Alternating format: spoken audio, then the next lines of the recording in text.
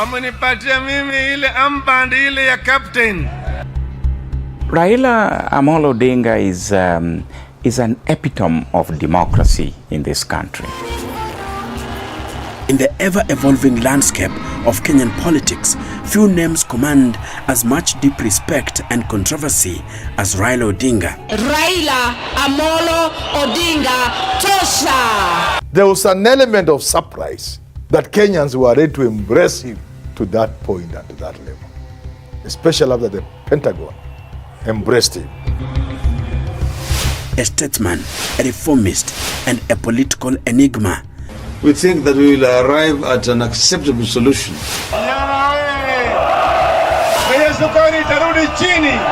Hatukubali lakini tunaheshimu. Tunaheshimu. For more than 30 years in Kenyan politics, he stands as a colossus, a towering figure whose influence has left an indelible mark on the nation's political scene. He simply stood up, walked into his car, went away. His Nigerian biographer, Babafemi Badejo, described him as a puzzle in Kenya's political landscape. His Luo community shares this sentiment, dubbing him Agwambo. A figure of unpredictable nature that remains difficult to decipher. To them, he is enigmatic, formidable, and almost mythical, much like the legendary 18th century sorcerer, Gor Mahia.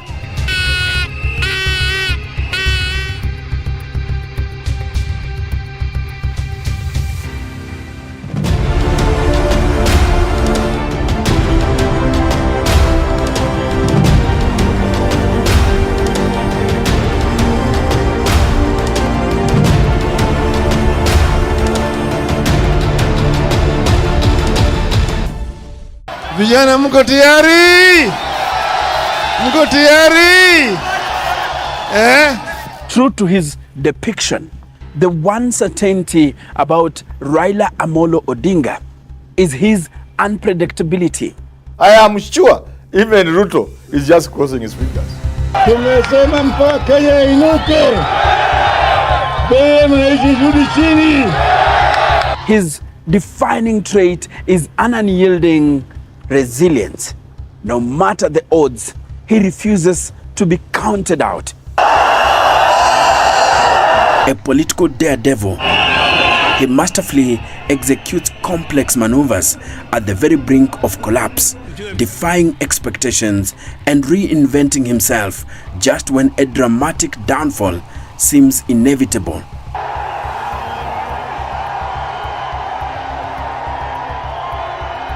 NASA is a movement for the liberation of the people of Kenya from political oppression, from economic backwardness. Born in 1945, Raila Odinga was destined for politics. Tunataka kubadilisha Kenya. He recently marked his 80th birthday with an impressive 55 years spent navigating the turbulent waters of Kenyan politics. Raila has established a political enterprise that is unmatchable in this country, Enoch. His journey traces back to October 1969, when his father's detention under Jomo Kenyatta's government abruptly propelled him into high-stakes decision-making at the tender age of 24. Raila has long emerged from his father's shadow, carving out his own path with conviction. A leader in his own right, he independently makes his decisions and boldly guides his supporters. Wakenya wamesema wanataka mambo ambayo imeenda tenge ibadilishwe. I will shake the hand of my rivals and pay the political price if I have to. I will shake their hand if I win, and I will shake their hand if I don't. If you look at Raila Odinga's accolades and the resilience, if you trace Raila's history from 1970s, you will always trace Raila's name and presence in Kenyan struggle for democratic space. On the political battlefield, his influence is undeniable, commanding a following that few in Kenya or even across Africa can rival. Because I love Kenya more than I love Raila Amolo Odinga. The son of Jaramogi Oginga Odinga, Kenya's first vice president, he was exposed early to the struggles of leadership and opposition. But his path will not be easy. From a young age, Raila exhibited exceptional sharpness that set him apart, naturally positioning himself as a commanding force among the Odinga siblings. His quick wit and assertive nature often saw him outmaneuvering his older brother, effortlessly stepping into the role of family captain. His instinct for leadership extended beyond the household, shaping his national political journey. Wherever he goes, he strives to lead, and more often than not, he succeeds.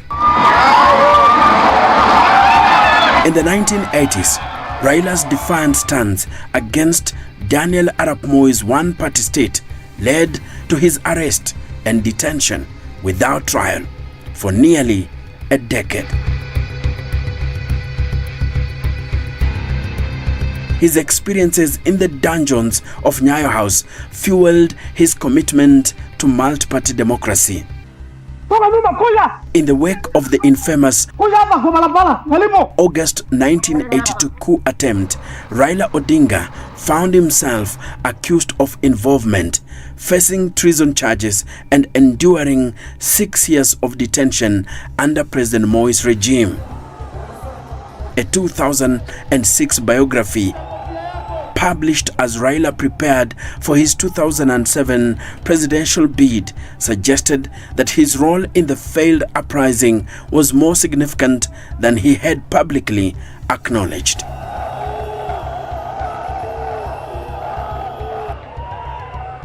Raila Odinga became so synonymous with the so-called Kenya's second liberation. His journey was marked by imprisonment for treason between 1982 and 1988, a period when the struggle for political change was at its height.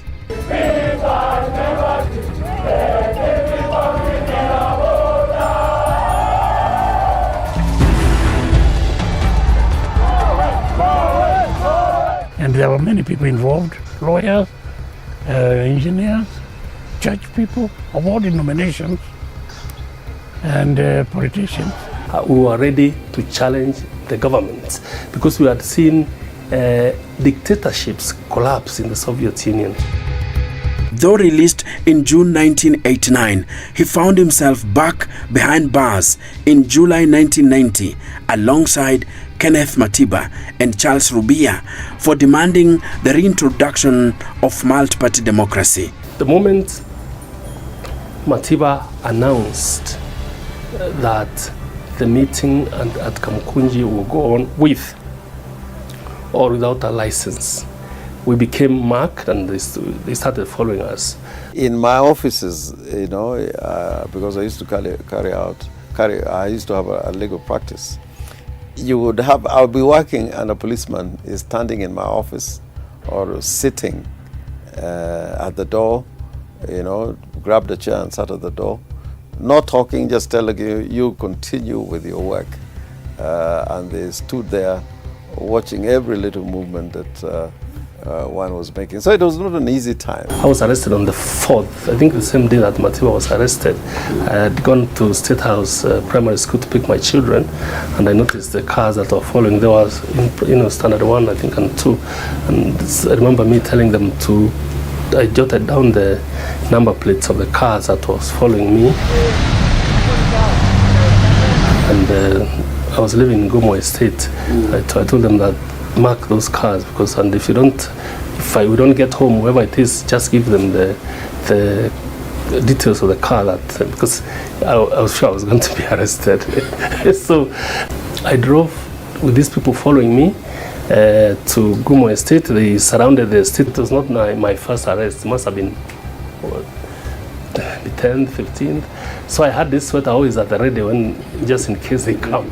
So I wore it, and I opened the door, and when they saw me, of course, they were very angry. So they threw me in the back of a Peugeot 504, and as I drove off, they stopped on the road and really beat me up. They were very angry because I had kept them, I had hidden, and had got all this media, that had recorded my arrest. So they really beat me up, and then took me to Nairobi area, traffic headquarters. I never knew there were cells there, but below there are cells, and that's when I learned that Matiba had been there.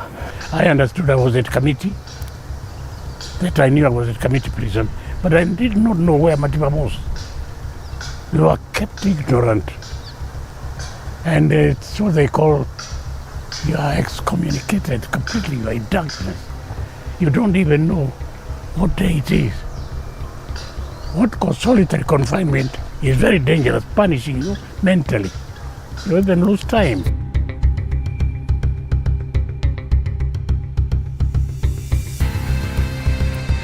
But around midnight, I would say between midnight and 1 a.m., I was put in a Volkswagen Kombi, a blue one. They opened, and then you are told to lie, behind the driver, along in the middle, but on the floor. And of course, they would go stepping and singing, and taunting you. And the ones who carried me was singing this song, Kanyaga, Inchi, really by the time they did the rounds, I didn't know which rounds. I had almost passed out, and I was bleeding. But eventually we stopped. Of course, at that time I was blindfolded, and I was completely prepared for death, because I couldn't see another possibility of the kind of beatings you received, including on the head.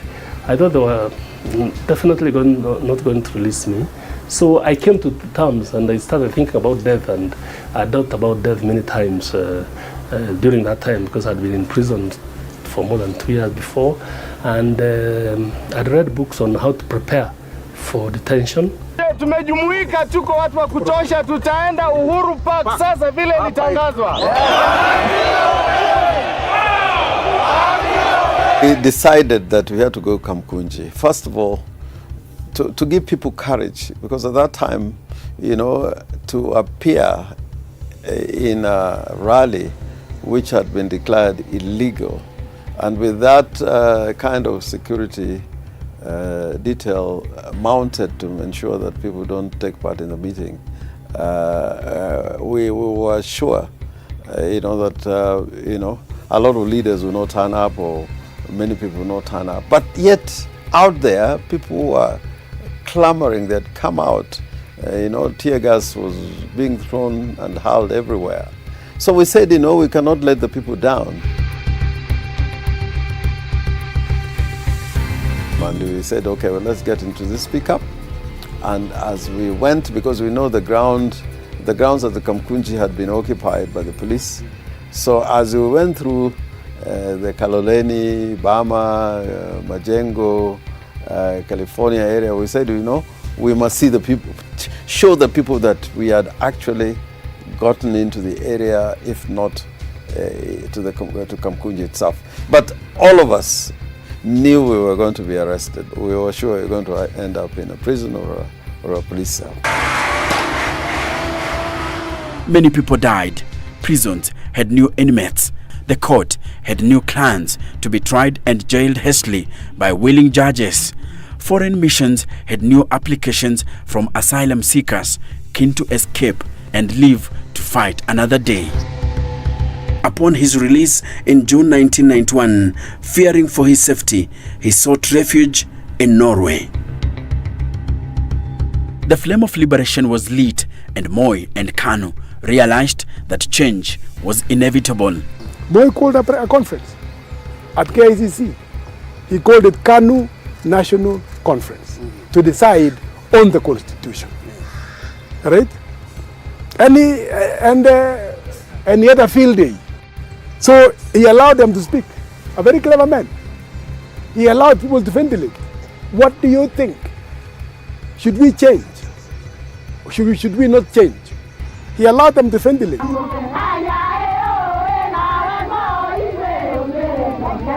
So he listened to everybody. He now said, I have heard you. I now also want to make my own statement. A day before the day, Franklin Bate, then Moi's most trusted Deputy State House Controller, was given a delicate duty to perform. He was asked to prepare 2 speeches, one outlining the importance of retaining Section 2A in the Constitution, and another calling for its immediate repeal to allow multi-party politics. It was a secret that only Bate and President Moi knew. Then he told me, because I was sitting behind there, he told me, give me my speech. Then I told him, you know, you have got 2. He said, the one which he's saying, we repeal 2A. He read his speech, the first pages. When he now reached that one, he now said, mimi, yale ambao ninayaona mbele ni kali kuliko tunayoona hapa. So lazima tujiokoe kwa yale ambayo yanatukujia. Lazima tujiweke kwa njia ambayo haitadhuru watoto wetu na haitaharibu uhusiano wetu na marafiki zetu za ulimwengu. In February 1992, Raila made a bold return to Kenya and aligned himself with the Forum for the Restoration of Democracy, FORD, the party led by his father, Jaramogi Oginga Odinga, and Kenneth Njindo Matiba. However, later that year, internal divisions and interference from the ruling KANU party fractured FORD into 2 factions. FORD Kenya under Jaramogi and FORD Asili under Matiba. They began with us in the Young Turks movement, because you remember after the elections, after the breakup of the 2 forts, with FORD Kenya, FORD Asili, Jaramogi leading FORD Kenya, we had that historic meeting at City Stadium, where Paul Mwita became the first vice chairman, and Wamalo Kijana the second vice chairman. I became the secretary general, and that was the beginning of the of the divisions, because there was among our group who felt that because of the advanced age of Jaramogi,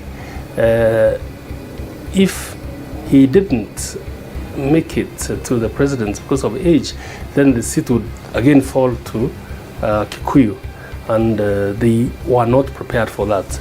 They will say all sorts of things, but that was the truth. They fought very hard to ensure that Jaramogi would not be succeeded by Kikuyu in FORD Kenya. So they engineered the removal for Paul Mwite, my own removal, because at that time Raila was supporting Munywa Wayaki to become Secretary General, because he had a longer history of relationship with the family. And that was the beginning, actually. The breakup began on the very first day. And there was a feeling that because FORD Asili is led by a Kikuyu, we shouldn't allow a possibility where the other FORD is also led by a Kikuyu. And that was the beginning of the end of the 2 FORDs, unfortunately. And Moi saw it. And he exploited it to the maximum. Kenneth Matiba is out in London for some medical treatment. And he's coming back. And the man who is leading FORD is Jaramogi Oginga Odinga. Jaramogi Odinga is slightly older than Kenneth Matiba.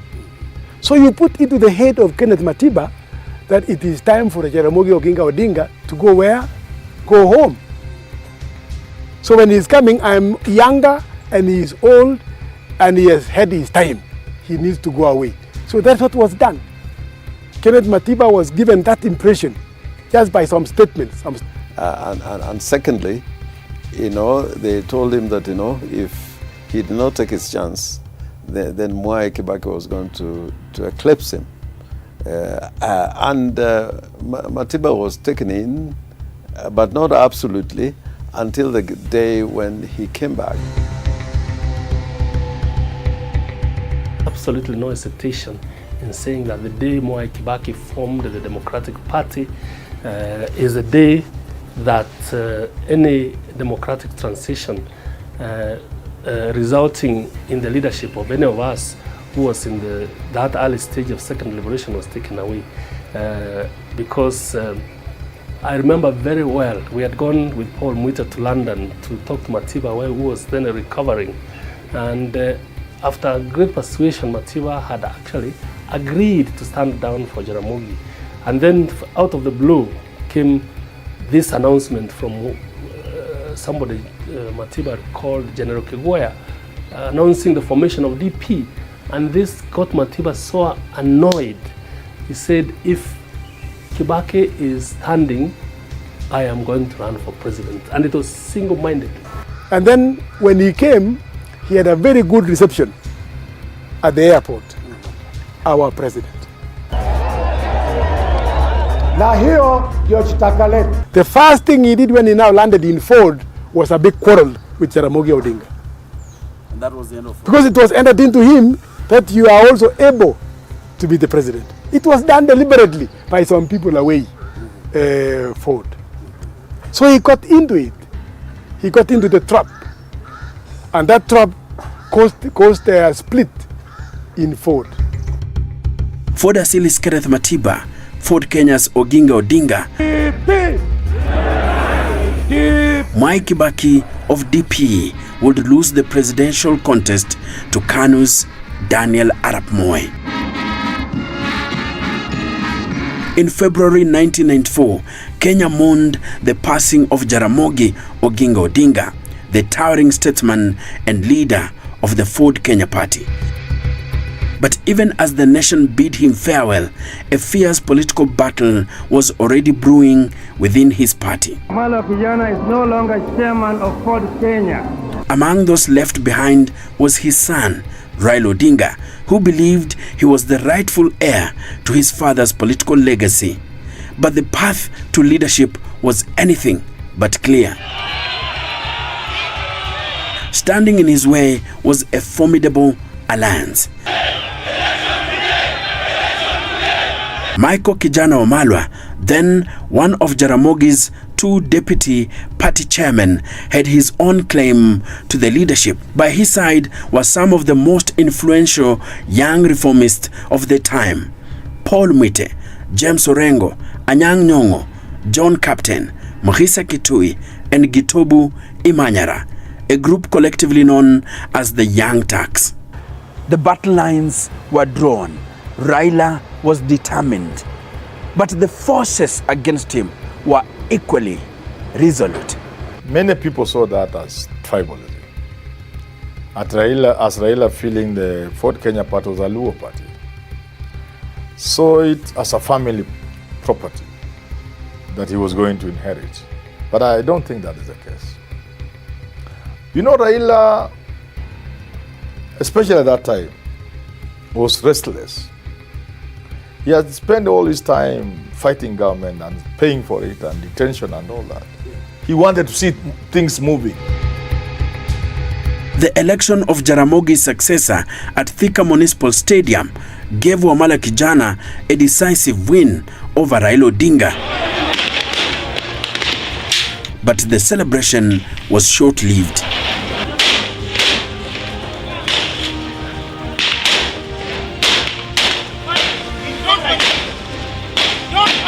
Instantly, mayhem engulfed the stadium. A storm of fury raged among Raila's supporters, turning the arena into a battleground. Defeated? Never. Raila Odinga was only getting started. Those who thought he had been outmaneuvered were in for a shock. The time has come to change course. In a bold move he resigned from Ford Kenya and relinquished his seat in Lang'ata, a high-stakes gamble. But Raila was no stranger to risk.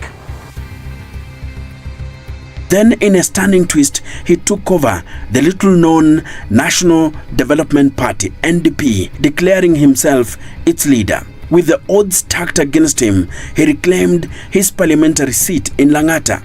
The comeback was complete. The son of the bull was rising, and nothing would stand in his way. He crushed obstacles, humbled rivals, and turned enemies into allies, and allies into enemies.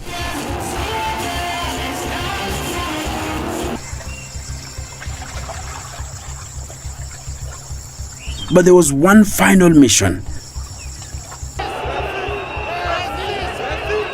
Owning a party and winning back Lang'ata were just the beginning.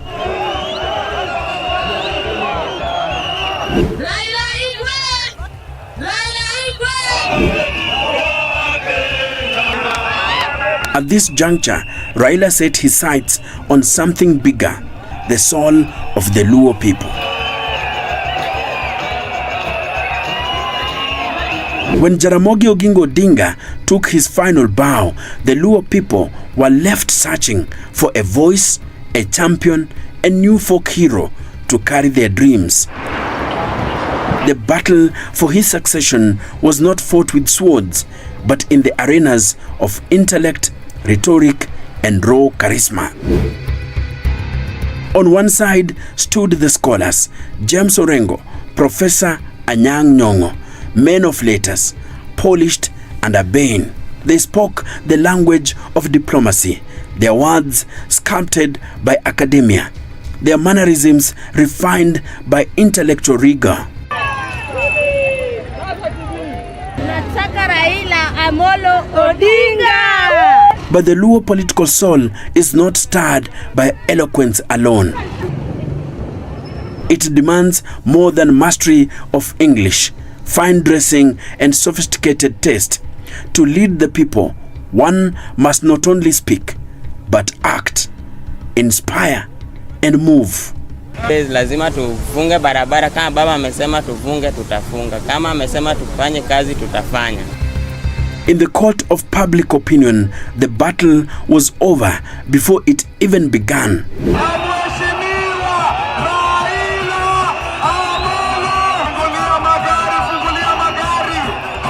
For the Luo, a leader is not chosen by the stroke of a pen, but by the roar of the masses.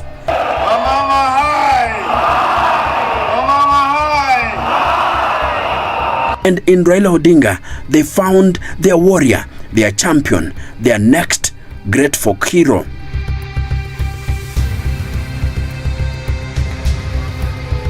It was in 1997. A political storm was brewing in Kisumu Rural. Anyang' Nyong'o, flying the flag of the Social Democratic Party, was up against a formidable opponent, Job Omino, a close ally of Raila Odinga. The verdict from the ballot? A bitter loss. But politics, as they say, is a game of resilience. Nyong'o's party had just enough seats to secure him a lifeline, a nomination to parliament, a temporary setback, but a lesson learned. By 2002, the writing was on the wall. Nyong'o had seen the tides shift. Raila Odinga was on the move, rallying forces under his new political home. Nyong'o made his move, abandoning SDP and stepping into Odinga's camp, a strategic realignment. But not everyone followed the wind. One man remained defiant, James Orengo. While others coalesced around Odinga, Orengo took a different path, contesting the Ugenya seat under the National Social Congress and even making an audacious bid for the presidency. Kibaki may emerge on the basis of consensus, but Uhuru is emerging in a background, and an unfortunate background of a very acrimonious political process in which his friends and foes within KANU and outside KANU are saying he has been imposed. Both gambits ended in defeat. Time, however, has a way of softening even the most unyielding of spirits. In the years that followed, Orengo, once a fierce rival, would eventually bow to political reality. Not only did he rejoin Odinga, but he became one of his most loyal disciples, standing by his side through Kenya's most turbulent political battles. We are not intimidated, and from here we are all going to march into town in the normal way we have done. We have notified the police about this demonstration. In the late 1990s, Raila Odinga emerged as a formidable force. First contesting the presidency in 1997, his political maneuvers saw him align and break alliances. The 1997 presidential election had ended, but the battle was far from over. Defeated at the ballot, the opposition was determined not to lose the war. 5 political heavyweights, Mwai Kibaki, Michael Wamalwa, Charity Ngilu, Wangari Maathai and Raila Odinga joined forces under one banner, the Opposition Alliance. Their mission: challenge President Moi's legitimacy. Almost every single party has had no reservation whatsoever regarding the need for us to get rid of Moi. But Moi was a seasoned political chess master. Armed with judges and lawyers eager to please him and the weight of incumbency, he maneuvered past their protests. With no legal path left, the opposition settled on a different strategy: unity. A powerful, unwavering front to challenge KANU's grip on power. But behind closed doors, not all was as it seemed. Even as opposition leaders charted a new course together, one of their own was already in secret talks with Moi. Raila Odinga, ever the strategist, was forging a separate path. And then whispers turned into headlines. The country woke up to a new phrase: cooperation, a mysterious political union between Moi's KANU and Odinga's NDP. Some were shocked, others saw it coming.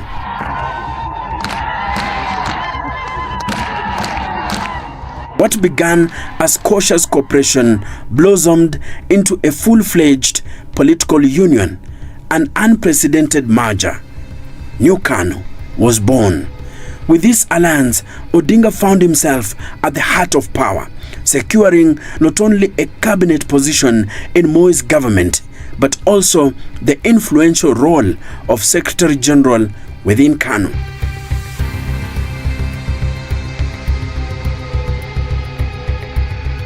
Moi had ruthlessly dumped the ever-loyal JJ Kamotho. It was a move that reshaped Kenya's political landscape, aligning former rivals in a partnership that few had anticipated. Even overseas things that Moi would like to cling to power. Nataka kutangazia nyinyi kwamba wakati wa kustaafu kwangu umefika baada ya uchaguzi huu. As Kenya braced for a transition, many KANU prominent politicians, among them Professor George Saitoti, Kalonzo Musyoka, Musalia Mudavadi, and Raila Odinga, were tussling to succeed the retiring head of state. But Moi had his choice clear. Uhuru Kenyatta was to be his successor. That this whole movement is intended to sideline Raila and to consign the Luo again to the periphery of politics in Kenya. I think I was prepared to play, as I've said many, many times in the past, any role that I would be offered either by my party or by Kenyans. I don't think he had in his mind that he was going to give it to Raila. I don't think he had. Neither do I think he had in his mind that he was going to give it to Saitoti. No. I think he had formed up his mind that my candidate for Kanu is Uhuru Kenyatta. It was a plan that was... I think that was already in his mind. He has already set it up completely. Because when you look at Uhuru's elevation, yeah, it was like a crash program. Yes. So they should have known that this guy is planning something else. They didn't see it. They didn't see it. They never saw it. But Raila Odinga had other plans. Itakuwa ni kitendo cha usalata mkubwa kwetu kama viongozi kuenda Kasarani kule tukiwa kama tunajua matokeo ya Kasarani tayari yanajulikana. Defying Moi, Odinga led a mass exodus from Kanu, finding refuge in the little-known Liberal Democratic Party, LDP. But behind closed doors, he was making moves that few anticipated. On October 14th, 2002, Nyachae and Odinga struck a deal at the Serena Hotel. One of them will run for president, the other will help shape the government.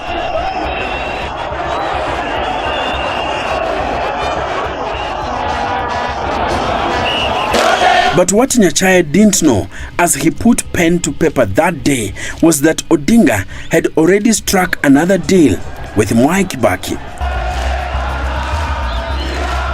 Raila Odinga walked across into Uhuru Park only to declare Mwai Kibaki as the preferred successor to Moi. Tutapeleka mswada kwa bunge ya kuangusha serikali na kufanya uchaguzi mara moja.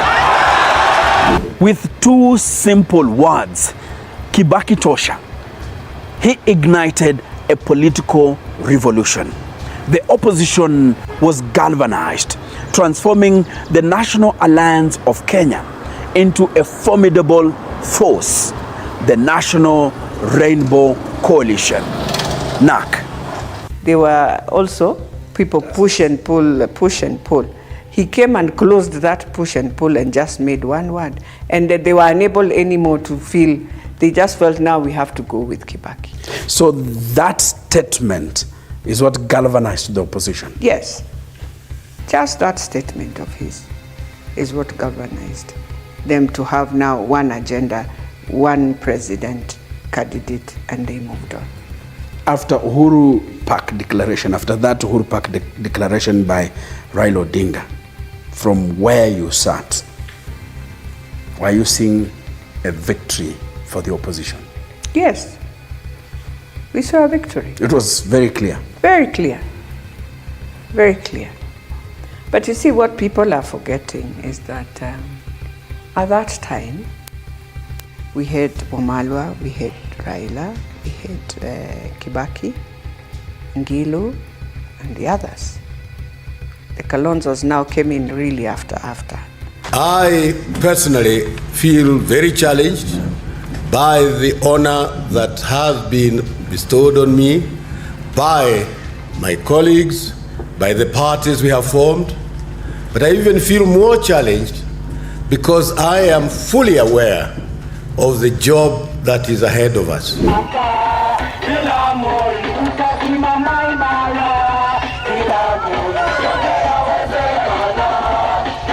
The NAC wave surged across the nation. Captain na naibu wake walikuwa wamepata majeraha kwenye michezo.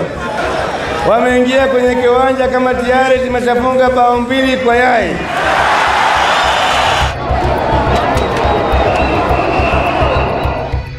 With opinion polls painting a clear picture, victory was within reach. President Kibaki's victory in racing terms would be classified as a dead certainty.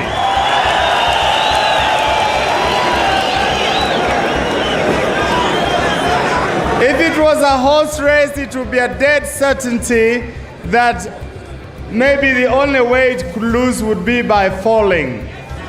But since that is not likely, I think it's now a one-horse race.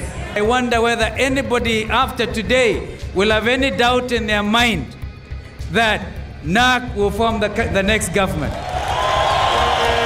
the change is inevitable. And I want to urge the KANU leadership to recognize that fact and to decide how it wishes to exit itself.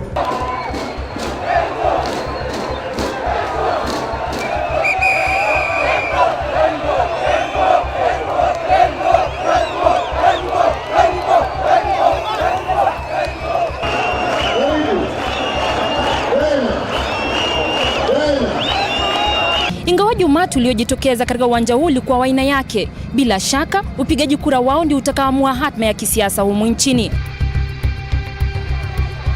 And when the ballots were counted, history was made.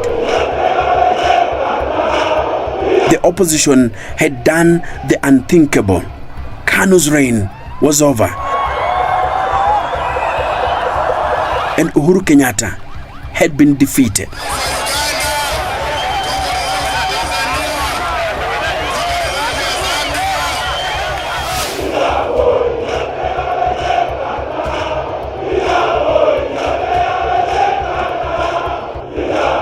Mimi Mwai Kibaki naapa kwamba nitatenda kazi zangu za urais wa Jamhuri ya Kenya kwa uaminifu.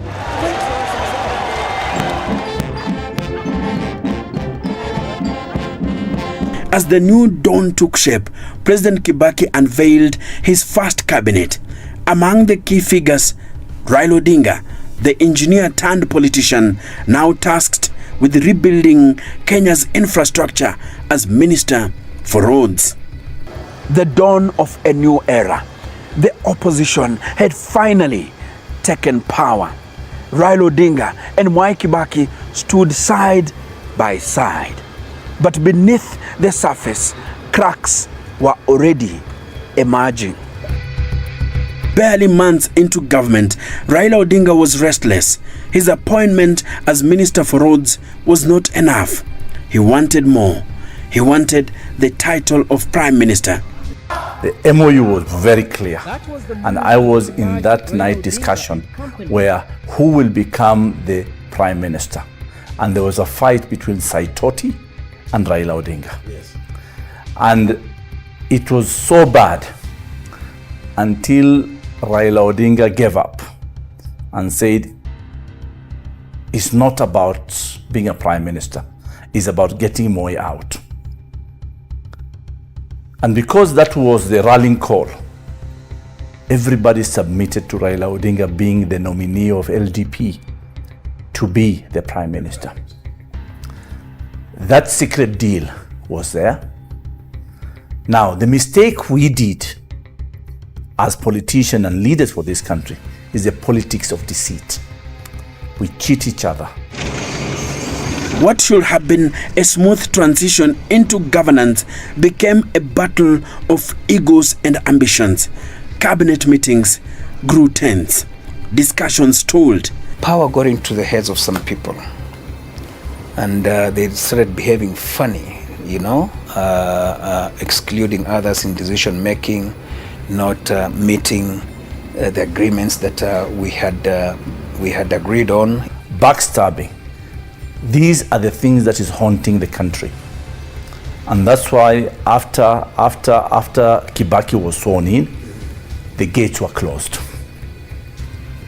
And the gates were closed by one person called Matere Kereri, the controller of State House. These are the new operators.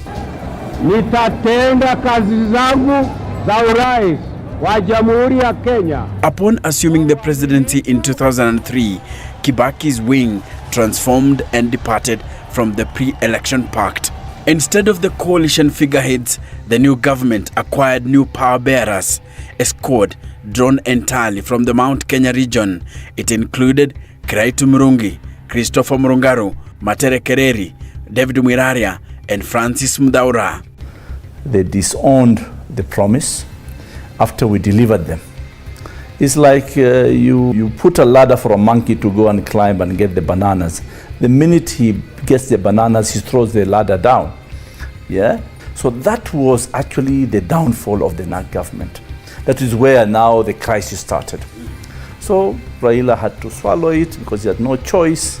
We tolerated it. It was infighting within government. The opposition of KANU was not felt because there was opposition within. The dream of a new constitution hung in limbo. The death of Vice President Michael Kijana Wamalwa, just 8 months into office, left a void that amplified the divide. But then I realized these formations that you make very close to an election, it's a very dangerous formation because people have this mistrust to each other. That was what killed NARC. Otherwise, NARC was a wonderful dream that would have taken this country very far. I wish NARC did not die. But Raila Odinga was not one to retreat. This will be, like this. The 2005 constitutional referendum gave him the perfect opportunity to build a new alliance. Wamepata kiboko. Sasa matashika adabu, sio? Na sisi tuko tayari kama wanachunga kwenda nao mpaka kule katika debe. Timu ya Orange imeshinda timu ya Ndizi, sivyo? Bao 10-0. Again, with the arrogance that the leaders had, it was just bulldoze the way they wanted it because it's government. And that's why the referendum failed. And we beat a sitting president who fired us from government immediately after the referendum. You were then? Yes, I was then an assistant minister for tourism and wildlife. And the momentum of the referendum continued beyond the referendum. The referendum would not just be about a constitution. It will set the stage for a political storm that will shape the 2007 presidential race. As the 2007 elections loomed, the Orange Democratic Movement, ODM, rallied its forces.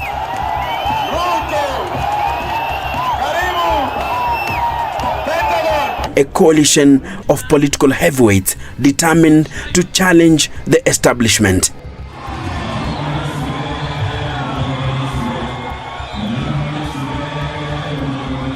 I, Raila Amolo Odinga, hereby submit my application to the people of Kenya for the position of president, which shall fall vacant later this year. I believe, ladies and gentlemen, that our country needs a social market economy, which is also christened as the third way. This is the modern social democracy. It is a system best suited to achieving faster socio-economic development and equitable distribution of the fruits of our labor. But not all stayed the course. Uhuru Kenyatta, once part of the alliance, broke ranks in 2006.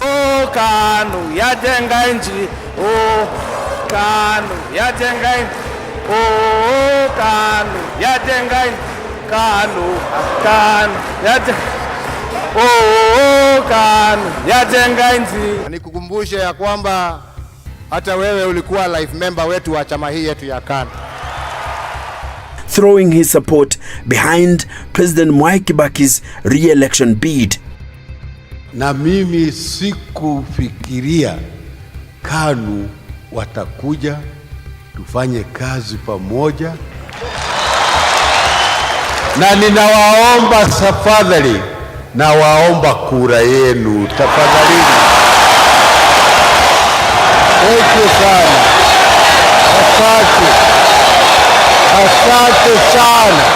Asante sana. Then, just months before the polls, Kalonzo Musyoka followed suit, citing friction within Odinga's inner circle. Their departures sent shockwaves through the party, reshaping the battlefield in one of Kenya's most contentious elections. In the dramatic political twist, Kalonzo, through his lawyer Dan Manzo, secured control of the original ODM Kenya party, leaving Raila Odinga and his allies in a precarious position. But fate had another card to play. A shrewd move by lawyer Mugambi Imanyara saw the registration of a separate party, ODM, one that he will soon hand over to the Langata MP, giving Odinga's camp a new lease of political life. December 27th, 2007, a momentous day in Kenya's history, a country at the crossroads of hope and turmoil. The stakes, the presidency of a nation on the rise. There was an element of surprise that Kenyans were ready to embrace him to that point and to that level, especially after the Pentagon embraced him. But in the days to come, what was meant to be a democratic exercise would unravel into one of the darkest chapters in Kenya's history. The contest between Raila Odinga, the leader of the Orange Democratic Movement, and incumbent President Mwai Kibaki was fierce. The 2002 public goodwill extended to Kibaki had faded. The stakes were unprecedented. As ballots were counted, early results indicated a commanding lead for Raila Odinga. But something changed. Most of the voting went on quite well in a lot of the polling stations across the nation.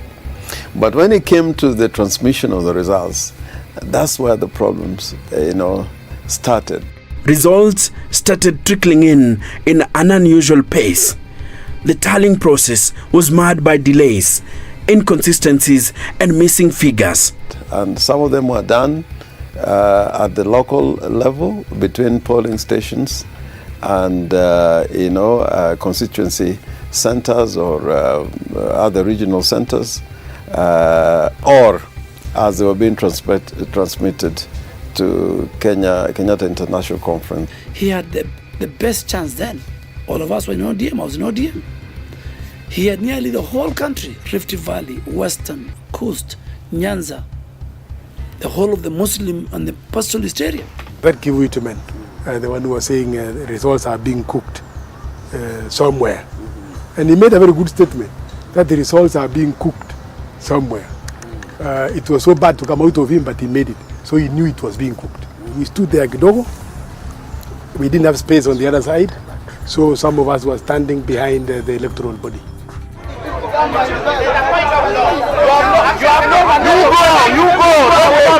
Me, I was next to Kivuitu and another ambassador Tumwa. I was standing behind the two. I was whispering to Chuck Tumwa, "You are a fine man. Give us fine results. Even if the fine results are us losing, so long as they are fine." And we knew what was going on. They were determined. They knew they've lost. They knew they will use the exercise of the police and they will shut us down. Then all of a sudden, 2 columns of TSU started coming from my right and then doing a funnel. And then the electoral body officials, members, commissioners, were beckoned to stand up. And then they were told to walk. Then they walked through the 2 lines. One line on this side, another line on this side. They walked through. And they were escorted as such up to the upper room. After that was done, we were told to vacate KICC. And they were ready to beat us up. So we vacated. We have had so many conspiracies and plans of how to finish our leaders. So in our understanding, we were more concerned and worried about our presidential candidate. Lights were switched off at the KICC, and what followed was the shutdown of independent broadcasters. The chairman of the then Electoral Commission, ECK, the late Samuel Kivuitu, was escorted by state police to State House, where then Chief Justice Evans Gisheru had already been summoned to conduct the sunset rituals.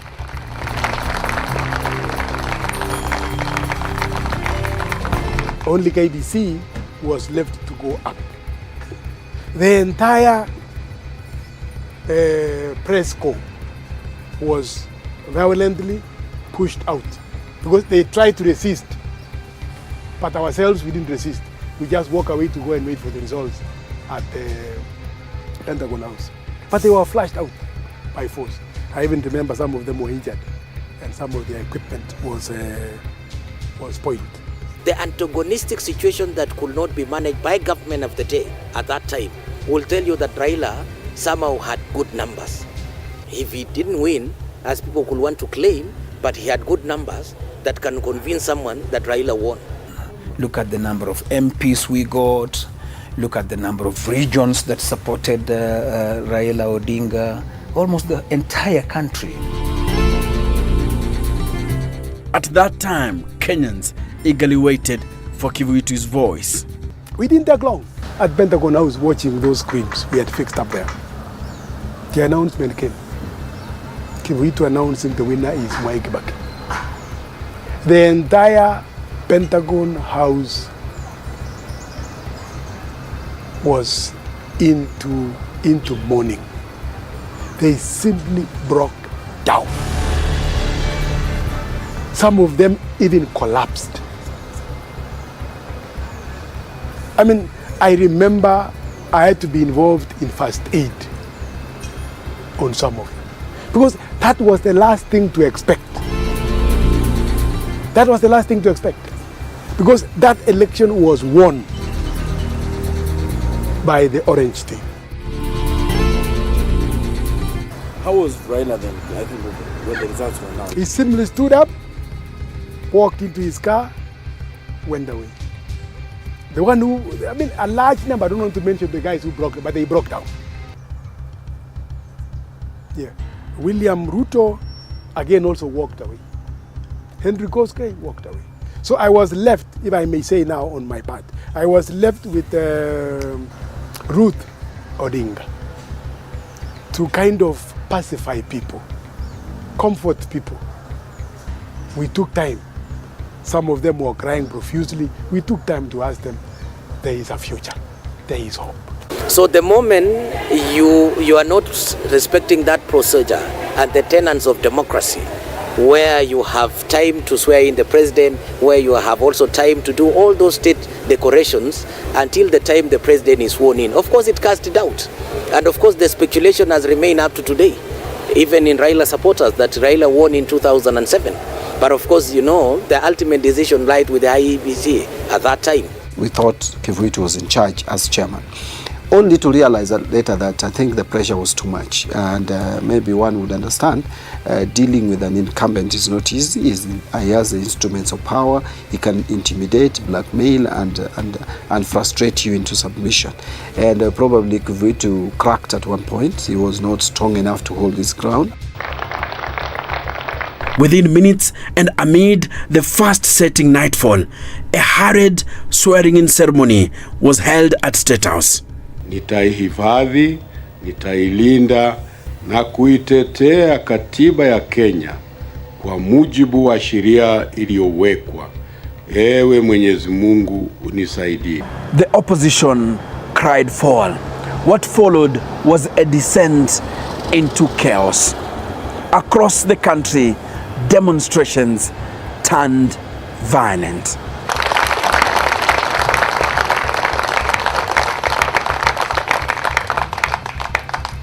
Ethnic tensions boiled over.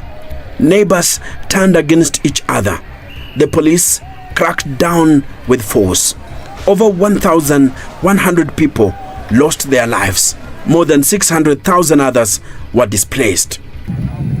This youth attempts to barricade the road right in front of the officers with barbed wire. The police officers snap. Automatic gunfire rends the air. Tear gas canisters follow. Every so often. That the results were irretrievably polluted. You, sir, both of you gentlemen, were wise to come to the conclusion to appoint IREC instead of trying to do a recount. That would be impossible. To put it bluntly, nobody will ever be able to say who won or who lost this election. It was simply too bad before any results got to the KICC. Judge Kriegler was speaking English. That is his language. Yeah. In English, he was saying Kibaki did not win. In English. I'm not looking for anything. I'm just looking at language alone. He didn't say who won, but Yes. he said at least there was no one who was to be declared the winner. He was speaking English. So in simple terms, If somebody is declared a winner and you say you could not tell who won this election, you are saying the person who won did not win. But he was speaking English. As Kenya teetered on the brink of collapse,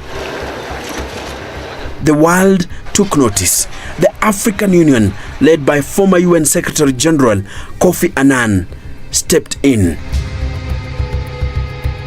Weeks of negotiations ensued. We think that we will arrive at an acceptable solution that will help to deal with the crisis that we're having right now. after grueling talks, an agreement was reached. A grand coalition government would be formed. A historic handshake sealed the deal. For the second time in Kenya's history, the country had a prime minister. Raila Odinga assumed the role, sharing power with his former rival. But the wounds of 2007 ran deep, and the coalition government faced challenges from the start. Unity in government was easier said than done. Decision-making became slow, and political rivalries persisted. Sasa sisi tuko ndani ya serikali. Waziri mkuu hana habari. Ati rais kesa atakwenda kupeana district pale. Anapeana tu peke yake. Waziri mkuu anakuja kwa sherehe kubwa kama na hii ya serikali, PC hakuna. Unaambia PC ameenda Nairobi. Kama Kibaki alikuwa anakuja hapa, PC angeweza kwanza kuja kwa hapa. Na angewekewa sana namna hii bila hata choo. Angewekewa. Alafu na nusu kapeti namna hii. Nusu mkeka. Remember when riders were sent to Pentagon House and the riders were given to Raila Odinga and they escorted Raila Odinga to Harambee House. Unfortunately, fortunately, I was in that car. I was with Raila Odinga in the car. And we came out to Harambee House. Unfortunately, we didn't have a formal appointment with President Kibaki. When we reached there, Kibaki refused to see us. I told Raila Odinga, maybe we don't deserve to be given the riders before the deal.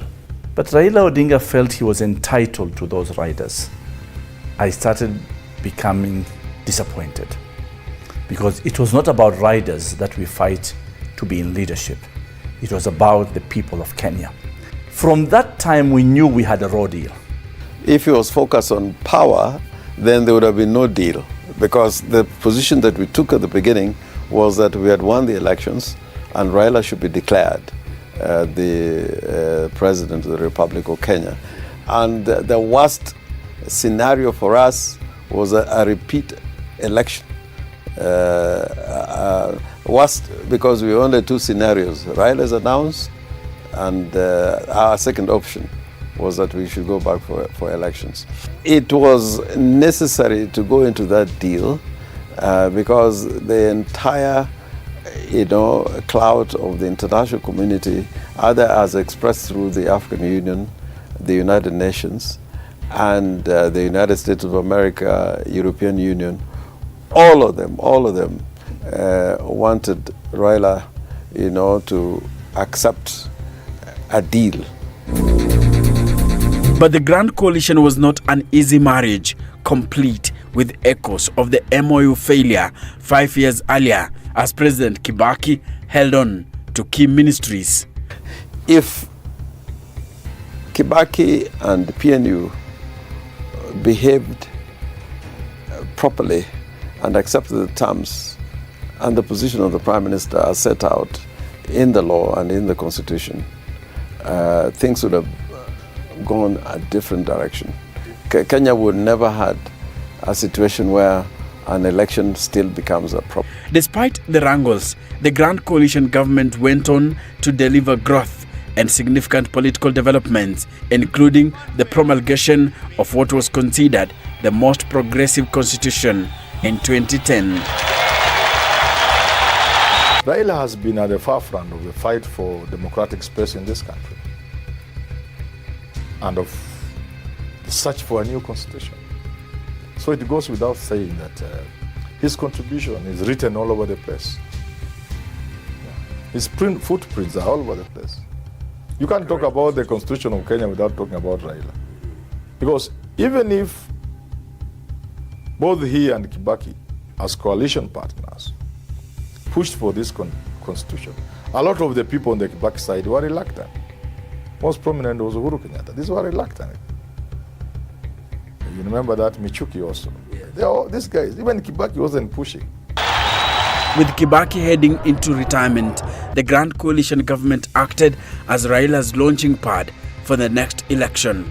But the dynamics were shifting, and none so dramatic than those occasioned by the International Criminal Court indictments of then Deputy Prime Minister Uhuru Kenyatta and Raila's one-time sidekick, William Ruto. And I will say, by the way, that all these things, had Raila handled it properly, had Raila been a bit patient, Raila was going, we did not have a candidate.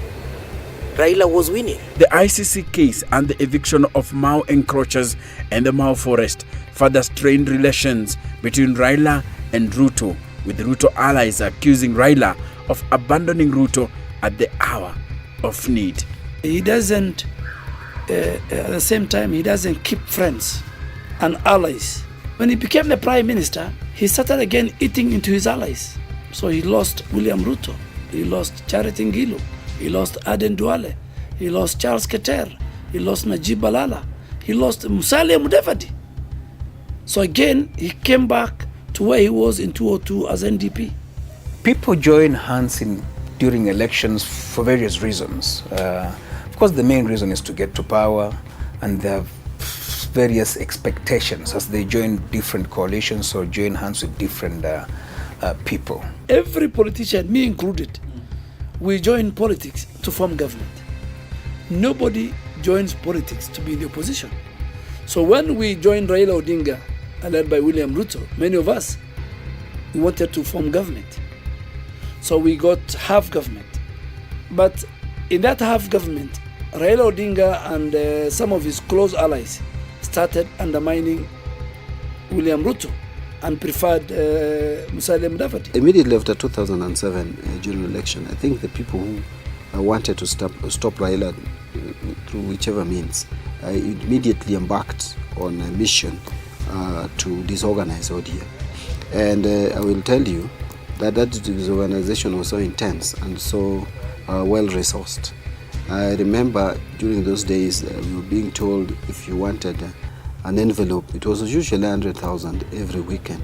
There was a place where you would go to pick it. And the main aim was to disorganize ODM. And by the time the elections were staged in 2013, ODM's Pentagon was no more. Ruto, Ngilu and Najib Balala teamed up with Uhuru Kenyatta to form the Jubilee Coalition. Musalia Mudavadi vied for the presidency on a UDF ticket, and Raila Odinga found warmth in the CORD coalition together with former Vice President Kalonzo Musyoka and Ford Kenya leader Moses Wetangula. I'm very confident that I will be able to win in first round, not a rerun by the look of things, because the people of this country desire change and they see me as representing change from the status quo, which will enable them to realize their dreams.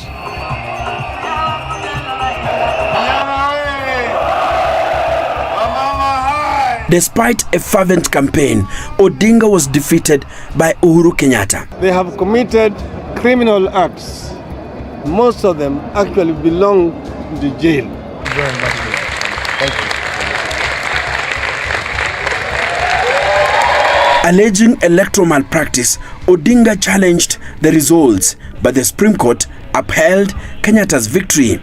In full realization of the high calling, I assume as President of the Republic of Kenya. I assume as President of the Republic of Kenya. For him to contest all the time, I think he's always driven with this resilience attributes that there is always another chance. There is always another chance, but that chance never comes. So in that regards, then you would give him benefit of the doubt. That is a fella who, on one side, he has always wanted to demonstrate his value system by clinching the Kenyan presidency. But on the other side, he has always become the victim of differentialization of electoral management in this country.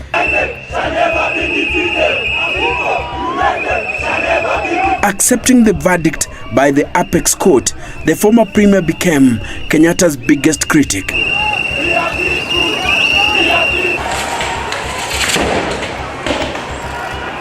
Hasira yangu ni ya huyo kijana anaitwa Uhuru Kenyatta na Ruto yake.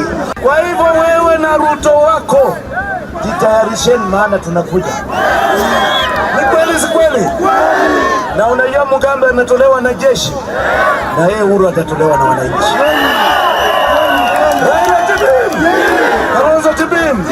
Tuliona Mungiki wakipewa mapini, wametuattack with primitive weapons.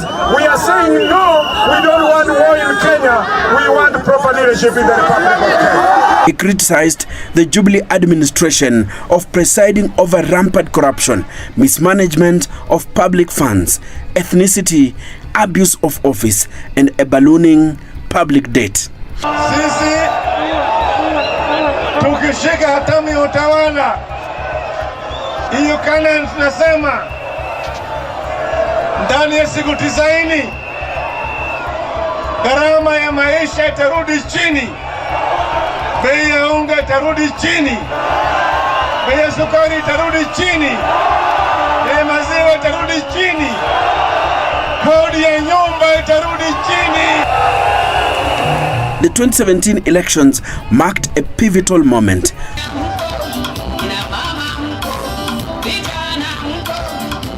Odinga, now at the helm of the National Super Alliance, NASA, that also included Kalonzo Musyoka, Moses Wetangula, Musalia Mudavadi, and Isaac Ruto,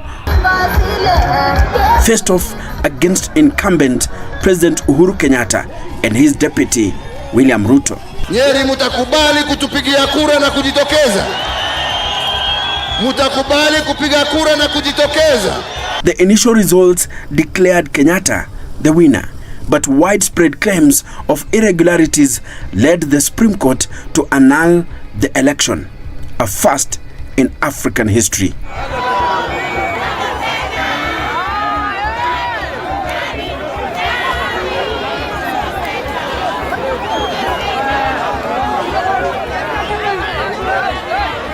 Maraga na watu yake hao wakora hao wamesema ati basi hiyo uchaguzi upotee. Si ndivyo wamesema? Sasa mimi sana sio rais mtarajiwa. Mimi ni rais ambao amekalia kiti.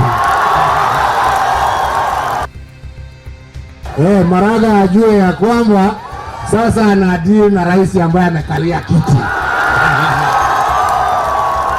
Citing lack of electoral reforms, Odinga withdrew from the rerun. I might well be the end of the ballot as a means of instituting a government in Kenya.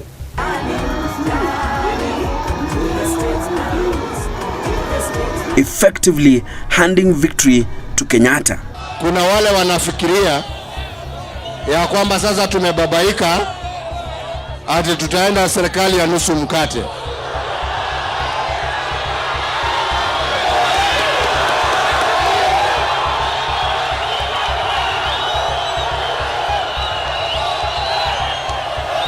nataka niseme mchana kwa mchana, hakuna serikali ya nusu mkate. Hakuna serikali ya nusu mkate. Musema kweli ni debe. Musema kweli ni debe. Musema kweli ni debe. Musema kweli ni debe. Uamuzi ulifanyika. If they don't want elections on the 17th of August, the swearing in of Uhuru Kenyatta should go on, because already the people of Kenya made that decision on 8th of August. Tuko tayari within 60 days.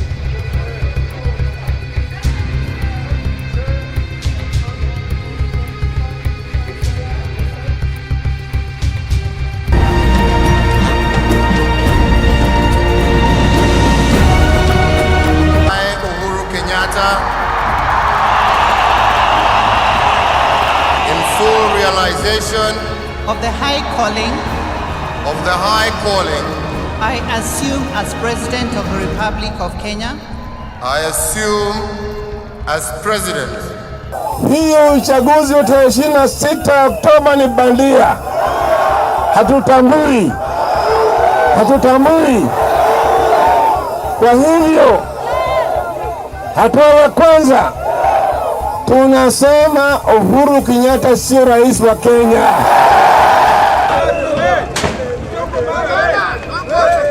However, tensions escalated. Wakatisha.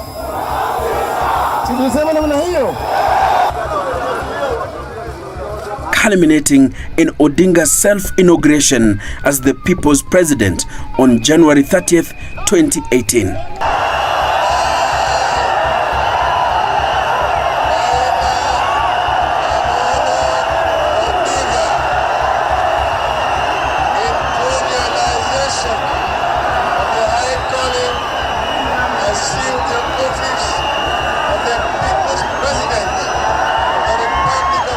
This bold move sent shockwaves through the nation. Within hours of oath-taking, the Kenyan government moved swiftly.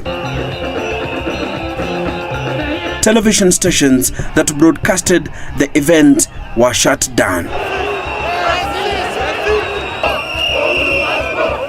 And key opposition figures found themselves targeted. The government viewed Odinga's swearing in as a direct challenge to Uhuru Kenyatta's presidency. The crackdown was meant to send a strong message that this was treasonous. They have just been detaining me in Comunicado illegally with my lawyers.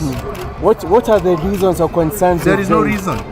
Miguna, a key figure in Raila's mock inauguration, was forcefully deported to Canada. It says a Kenyan citizen has a right to come in and leave as he or she wishes. And that's what I'm doing. Others within the National Super Alliance, NASA, like Roraka MP Tom Kajwang, found themselves on the run or facing legal battles. As tensions soared, the opposition through the National Resistance Movement, NRM, called for economic boycotts and further demonstrations. The country seemed poised for prolonged unrest. But in a surprising turn of events, Odinga and Kenyatta reconciled through the symbolic handshake.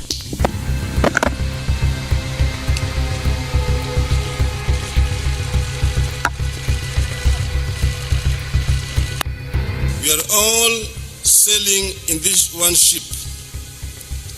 We must come together to scoop out the water that has been sipping, or we shall capsize, so that we can build together a united, harmonious, stable nation where no individual feels left out or left behind. He's the same man, Amolo Odinga, God rest his soul. He said, there are those who love Raila so badly and it talks about Raila mania. And there are those who fear him so much, and he talked of Raila phobia. You see, let me tell you something about Raila. Even people who hate Raila, who don't like him, who can never vote for him, they hate themselves at the moment they find themselves admiring him. I've seen it. People who come from regions like Mount Kenya and others who really hate Raila will do anything to remove Raila from the political scene, find themselves occasionally admiring the man, and they hate themselves for that. This gesture aimed to heal a divided nation, but inadvertently sidelined Deputy President William Ruto, sowing seeds of discord within the ruling party. The handshake was a double-edged sword. While it promoted national unity, it marginalized William Ruto, leading to a rift that would later define Kenya's political trajectory.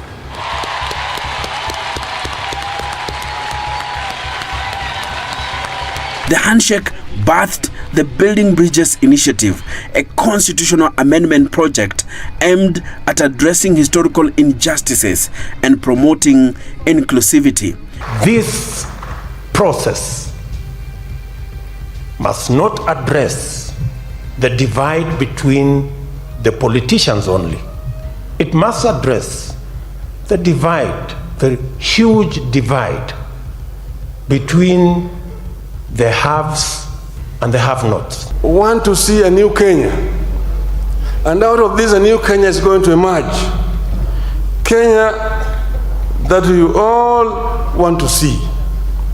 We want to see all the people of Kenya united, working together as one people. And I appeal especially to the political class. Don't divide these people, they don't deserve it. We are here talking about masilahi yao. We are here talking about their peace. However, in 2022, the Supreme Court declared the BBI unconstitutional, halting its progress.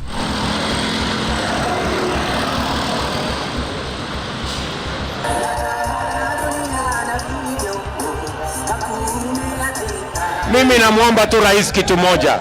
My friend, tafadhali, hata kama hutaki kuniunga mkono, na kuomba tu kitu kimoja. Wewe simama kando, waachia mimi huyu mtu ya kitendawili. Nimutembeze aende nyumbani. The 2022 elections saw William Ruto and Raila Odinga as the main contenders.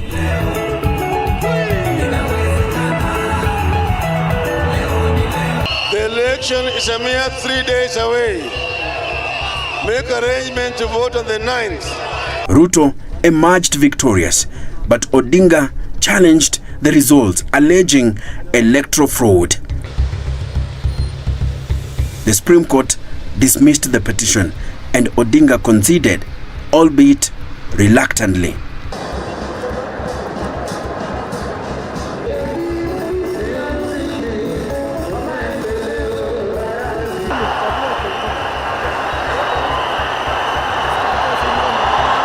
Na kwa sasa mheshimiwa signature, the oaths are then sealed.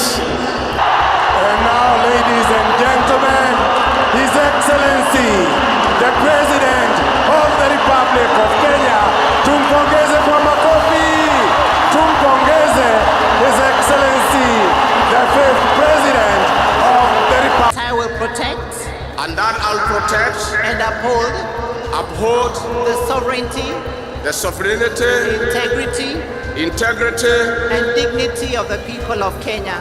and the dignity of the people of Kenya. So help me God. So help me God.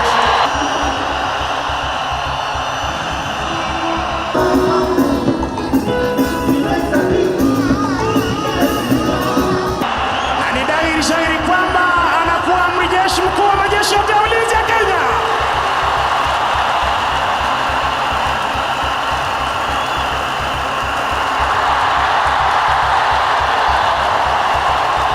The the 5th President of the Republic of Kenya and Commander-in-Chief of the Defense Forces, Honorable William Ruto. We have done well as a nation. We have placed the train in an increasingly challenging environment where democracy is consistently on trial. Like every other contest, an election has winners and losers. But of course, there are factors that will make you win, and there are factors that will make you lose. So to me, I have said that the primary reason that Baba is not the president today was that he was betrayed by people he trusted, and as a result of that betrayal, he did not safeguard his votes. So by failing to safeguard your votes in this country, knowing that IEBC is what it has been, we have we have seen even the Supreme Court indicting IEBC for electoral malpractices. So in this country, if you don't protect your votes, and if you do not have a very strong command center, as a presidential candidate, you cannot win an election.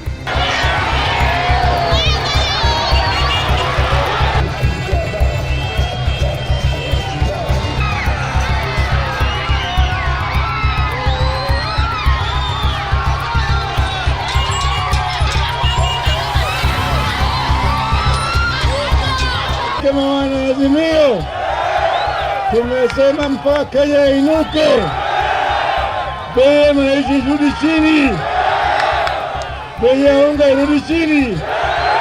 Mko tayari?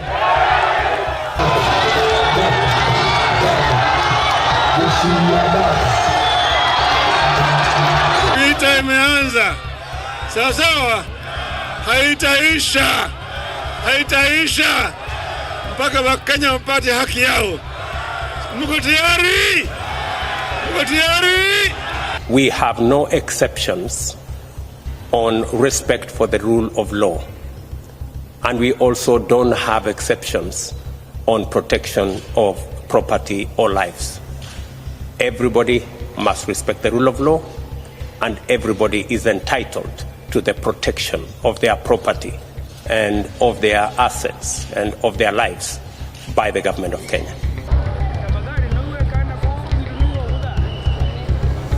In 2024, Deputy President Rigathi Gachagua faced allegations of corruption and abuse of office, leading to his impeachment.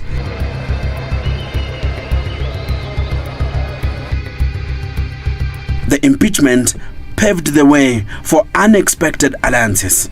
On March 7th, 2025, President Ruto and Raila Odinga signed a pact to collaborate on critical government policies.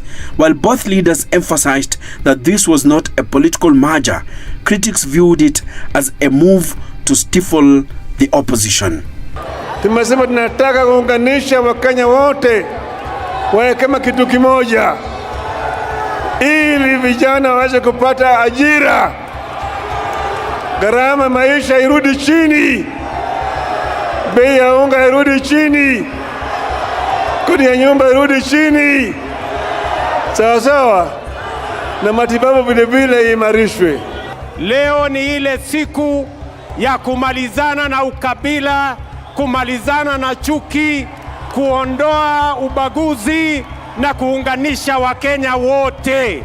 Raila Odinga's political odyssey from 1992 to 2025 reflects the complexities of Kenyan politics, a dance of rivalry, reconciliation, and realignments. My name is Enoch Sikole, and I am the Kenyan historian. Tulete jamii zote za Kenya pamoja.